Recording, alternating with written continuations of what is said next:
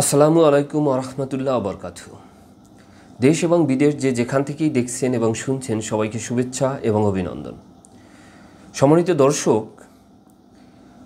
আমাদের বাবা দাদা যারাই ছিলেন পূর্বে, তাদের অজ্ঞতার জন্য হোক অথবা তাদের ভুলের জন্য হোক, বিভিন্ন সময় দলিলে বিভিন্ন ভুল করে গেছেন। তাদের প্রয়োজনে তারা হয়তো কোনো জমি বিক্রি করেছেন, কিন্তু যে ক্রেতা সে চতুর ছিল এবং ওই যে দলিল লেখক বা মুক্তার আমরা যাই বলি না কেন, তার যোগ সাজেশে আমাদের জমির যেটা সে কিনেছে সেটা ছাড়াও এক্সট্রা কিছু দাগ তার দলিলে অন্তর্ভুক্ত করছে অথবা এক্সট্রা কিছু খতিয়ান সে উক্ত দলিলে অন্তর্ভুক্ত করেছে। পরবর্তীতে যখন আমরা নিজেদের ভিতরে উক্ত জমি ভাগ বাটোয়ারা করলাম অথবা পরবর্তীতে ওই যে জমিগুলো অর্থাৎ যেটা অবিকৃত ছিল সেই জমিগুলো কারো কাছে বিক্রি করতে গেলাম বা বিক্রি অলরেডি করেছি, সে ভোগ দখলে যাইতেছে বা ভোগ দখলে কিছুদিন ছিল, এরকম একটা পরিস্থিতিতে ওই যে সন্ডামি ভণ্ডামি করে যে জমিটা নিয়েছে শুরুতে, সে একটা দলিল বের করলো এবং সে উক্ত দাগ নম্বর খতিয়ান সেখানে রিপ্রেজেন্ট করলো। তখনই মূলত এই প্রকাশটা পেল। তো এখন কথা হলো, এই যে দলিলটা সে বের করলো, সে আগে কেন দলিলটা বের করলো না? তার মানে কি, এই দলিলে কোনো অবশ্যই শুভঙ্করের ফাঁকি ছিল। কারণ আপনার বাবা অথবা আপনার দাদা যতদিন জীবিত ছিল ততদিন কিন্তু সে এই দলিল বের করেনি। আর যেহেতু এই দলিল এতদিন বের করেনি এবং উক্ত জমিতে সে দখলেও যায়নি, তার মানে হলো সে এটা নিশ্চিত যে সে এটা বাটপারি করে ভণ্ডামি করে এই জমি তার দলিলে লিখিয়ে নিয়েছে। আর এজন্যই সে তার জীবদ্দশায় কখনো এই দলিল বের করেনি। সুপ্রিয় শ্রোতা, এরকম যদি ঘটনা ঘটে থাকে, অর্থাৎ পারস্পরিক ভুলের দরুন হোক অথবা ইচ্ছাপূর্বক ভুলের দরুন হোক অথবা অন্য কোনো কারণে যদি কোনো দলিলে ভুল হয়ে থাকে, তাহলে আপনারা উক্ত দলিল সংশোধন করে নিতে পারবেন।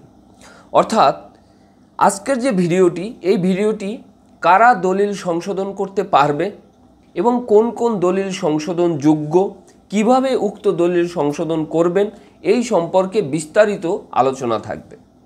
তো প্রথমেই আসি, কারা উক্ত দলিল সংশোধন করতে পারবেন। দলিল সংশোধন করতে পারবেন দলিলের যে কোনো পক্ষ। কারণ আমরা জানি যে দুটি পক্ষ থাকে, একটা হলো দলিল দাতা, একটা হলো দলিল গ্রহীতা। এই দলিল দাতা এবং দলিল গ্রহীতা উভয় পক্ষই দলিল সংশোধন করতে পারবে। দাতা যদি মনে করে যে এখানে কিছু ভণ্ডামি বা সন্ডামির আশ্রয় নেওয়া হয়েছে, তাহলে সে এই দলিল সংশোধনের জন্য আদালতে মামলা করে সে উক্ত দলিল সংশোধন করতে পারবে। আবার যে ক্রেতা, সেও যদি মনে করে যে তার যে দাগ দেওয়া কথা ছিল সে দাগ দেওয়া হয়নি অথবা যে খতিয়ান উল্লেখ করা উচিত ছিল সে খতিয়ান উল্লেখ করা হয়নি, এরকম যদি কোনো সন্দেহ থাকে বা এরকম যদি কোনো ভুলের উদ্ভব হয়ে থাকে, তাহলে সেও উক্ত জমি দলিল সংশোধন করে নিতে পারবে। এবং দলিলের স্বার্থ সংশ্লিষ্ট যে কোনো প্রতিনিধি, দেখা গেল যে ক্রেতা সে নেই বা যে বিক্রেতা সেও নেই, মারা গেছে অথবা বিদেশে আছে, যে কোনোভাবে অ্যাবসেন্ট, সেই ক্ষেত্রে ওই দলিলের স্বার্থ সংশ্লিষ্ট বলতে এখানে ওয়ারিশ যারা আছেন তারা এই দলিল সংশোধন করে নিতে পারবে। অথবা এরকমও হতে পারে যে কোনো কোম্পানির ম্যানেজার অথবা কাউকে যদি পাওয়ার দেওয়া হয়ে থাকে, তাহলে তারাও এই দলিল সংশোধন করতে পারবে। অথবা যদি উত্তরাধিকারী হয়ে থাকেন, তাহলে আপনারাও এই দলিল সংশোধন করতে পারবেন। অর্থাৎ এক কথা হলো, উভয় পক্ষের স্বার্থ সংশ্লিষ্ট যে কোনো ব্যক্তি এই দলিল সংশোধনের মামলা করলে আপনারা এই দলিল সংশোধন করে নিতে পারবেন। দলিল সংশোধন কারা করতে পারবে সেটা আমরা জানলাম। এখন আসি দলিল সংশোধনের শর্তসমূহ কী, অর্থাৎ কোন কোন শর্ত থাকলে আপনি এই দলিল সংশোধন করতে পারবেন। এর ভিতরে অন্যতম সেটা হল প্রতারণার আশ্রয় নিয়ে যদি কেউ দলিল সৃজন করে থাকে, যেটা আমি শুরুতেই বলছিলাম যে দাগ নাম্বার, খতিয়ান নাম্বার ইত্যাদি যদি কেউ ভুল করে অথবা নিজের ইচ্ছা করে যদি এরকম করে থাকে, তাহলে সেটা সংশোধন করা যাবে। অথবা দেখা যায় যে দলিলে যেভাবে কথাবার্তা লেখা উচিত ছিল অথবা কথা ছিল লেখার, কিন্তু সেভাবে লেখা হয়নি।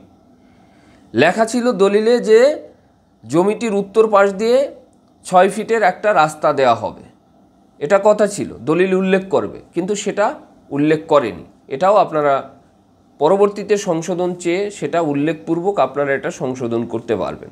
অথবা দেখা গেছে যে দাগ নাম্বার ছিল 536 উল্লেখ করার কথা, কিন্তু উল্লেখ করছে 936 বা 838, অর্থাৎ অন্য একটি। এরকম যদি হয়ে থাকে তাহলে আপনারা সেটাও সংশোধন করতে পারবেন। দলিলের পক্ষদ্বয়ের যে ইচ্ছা, অনিচ্ছা, মনোভাব যেভাবে ফুটে ওঠার কথা সেটা উঠেনি, সেই ক্ষেত্রেও আপনারা দলিল সংশোধন করতে পারবেন। দলিল সৃজনের পূর্বে অর্থাৎ সাবকবলা দলিল সৃজনের পূর্বে আপনারা হয়তো বায়না দলিল করেছিলেন, সে বায়না দলিলে যেভাবে বয়ান লেখা ছিল সে অনুযায়ী পরবর্তীতে লেখা হয়নি, অর্থাৎ বায়নাটা সঠিক ছিল কিন্তু মূল দলিলটা সঠিকভাবে সৃজন করা হয়নি, সেই ক্ষেত্রেও আপনারা উক্ত দলিল চাইলে সংশোধন করতে পারবেন। উভয় পক্ষের ভুলের জন্য যদি ভুল ত্রুটি হয়ে থাকে দলিলে, তাহলে আপনারা সে দলিলও সংশোধন করে নিতে পারবেন। যেটা একটু আগে বলেছিলাম যে প্রথম যে চুক্তিপত্রটা করেছেন অর্থাৎ বায়নাপত্র, সেটা অনুযায়ী যদি পরের যদি দলিলটি যদি সৃজন না হয় সেই ক্ষেত্রেও আপনারা আদালতের শরণাপন্ন হইবে। আদালতের শরণাপন্ন হয়ে আপনারা সেই বায়না চুক্তি যেভাবে লেখা সেটা সেভাবে করে নিতে পারবেন। অথবা যদি সেটা না হয়ে যদি পরস্পরে মিলিতভাবে যদি অন্যভাবে যদি মনে করেন সৃজন করার দরকার ছিল সেটা অনুভব করেন, তাহলে সেভাবেও আপনারা উক্ত দলিল সংশোধন করে নিতে পারবেন।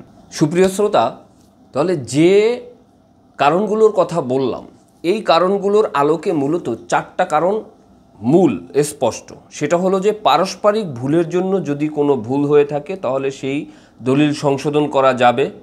দলিলের এক পক্ষ অপর পক্ষের সাথে প্রতারণা করছে কিনা, যদি প্রতারণা হয়ে থাকে তাহলে সে দলিল সংশোধন করা যাবে। দলিল প্রতারণার সুস্পষ্ট কোনো সাক্ষ্য প্রমাণ আছে কিনা, যদি থাকে তাহলে সে দলিল সংশোধন করা যাবে। আর যদি দলিলে এমন ক্ষতি হয়ে থাকে যে ক্ষতি টাকার অঙ্কে পূরণ করা সম্ভব নয়, তাহলে অর্থাৎ যেটাকে বলা হয় অপূরণীয় ক্ষতি, এই ক্ষতিও দলিল সংশোধনের মাধ্যমে আপনার পূরণ করা যাবে। তাহলে এই যে 4টি কারণ, এই 4টি কারণ যদি বিদ্যমান থাকে তাহলে আপনারা দলিল সংশোধনের মামলা করে দলিল সংশোধন করতে পারবেন। আপনাদেরকে ছোট্ট একটি উদাহরণের মাধ্যমে আরও ব্যাপারটা স্পষ্ট করি। ধরুন আপনার বাবা অথবা আপনার দাদার বেশ কয়েকটি জমি ছিল, অর্থাৎ কয়েকটি দাগে জমি ছিল। তার ভিতরে কোনো একটি দাগের অর্থাৎ ধরুন 373 নম্বর দাগের জমি থেকে সে 20% জমি কারো কাছে বিক্রি করছেন। যার কাছে সে বিক্রি করলো সে কি করলো, দলিল লেখকের যোগসাজেশে আরও 3-4টা দাগ উল্লেখপূর্বক ওই দলিলটি সৃজন করেছে। পরবর্তীতে আপনার দাদা যখন ওই জমি থেকে অর্থাৎ পরবর্তী যে আরও 2-3টা দাগ যে ওই ব্যক্তি উল্লেখ করছে সেই কোনো একটা দাগের জমি অন্য কারো কাছে হস্তান্তর করতে গেল বা হস্তান্তর করেই ফেলেছে। হস্তান্তর করার পর ওই ব্যক্তি উক্ত জমিতে দখলে গেল অথবা পরবর্তীতে দখলে সে দীর্ঘদিন ছিল। পরবর্তীতে যখন আপনার বাবা অথবা দাদা যারা মূলত বিক্রেতা তারা মৃত্যুবরণ করলো অথবা নেই, তাদের অ্যাবসেন্সে ওই দলিল তার ওয়ারিশরা বের করলো অথবা ওই ব্যক্তি সে এখনও জীবিত আছে সে বের করলো। এরকম যদি হয়ে থাকে তাহলে কিন্তু কি হবে, আপনারা ওই দলিল সংশোধন চেয়ে আপনারা মামলা করতে পারেন। কারণ তার দলিল যদি সঠিক হতো, তার দলিলে যদি ভুল না থাকতো, তাহলে সে এতদিন কেন বসেছিল নীরবে, সে এতদিন কেন তার এই দলিল বের করলো না? তার মানে হলো এখানে অবশ্যই দুষ্ট বুদ্ধি ছিল, এটা ধরে নিতে হবে। সুতরাং এই ধরনের যদি কোনো ঘটনা ঘটে থাকে তাহলে অবশ্যই আপনারা সেই দলিল সংশোধনের মামলা করে দলিল সংশোধন করে নিতে পারেন। সুপ্রিয় শ্রোতা, তাহলে এই দলিল সংশোধন করতে হলে আমাদের কি কি কাগজপত্র দরকার? যে দলিল সংশোধন করতে হবে সেই দলিল, পিছনের যতগুলো পর্চা এবং উপযুক্ত সাক্ষ্য প্রমাণ, এগুলো যদি থাকে তাহলে আপনারা দলিল সংশোধন করতে পারবেন। এখন কথা হলো, দলিল সংশোধনের মামলা আমরা কোথায় করব? দলিল সংশোধনের মামলা অবশ্যই আপনাদেরকে দেওয়ানি আদালতে করতে হবে। যাই হোক, এই সম্পর্কে যদি আপনাদের আরও প্রশ্ন থাকে, আরও জানার থাকে, তাহলে আপনারা সরাসরি ফোন করতে পারেন, অথবা কমেন্ট করতে পারেন, অথবা মেসেজ করতে পারেন। আমি চেষ্টা করব সেই প্রশ্নগুলোর উত্তর দিতে। সবাই ভালো থাকুন, সুস্থ থাকুন, আর এই চ্যানেলটির সাথেই থাকুন। আসসালামু আলাইকুম ওয়া রাহমাতুল্লাহি ওয়া বারাকাতুহু।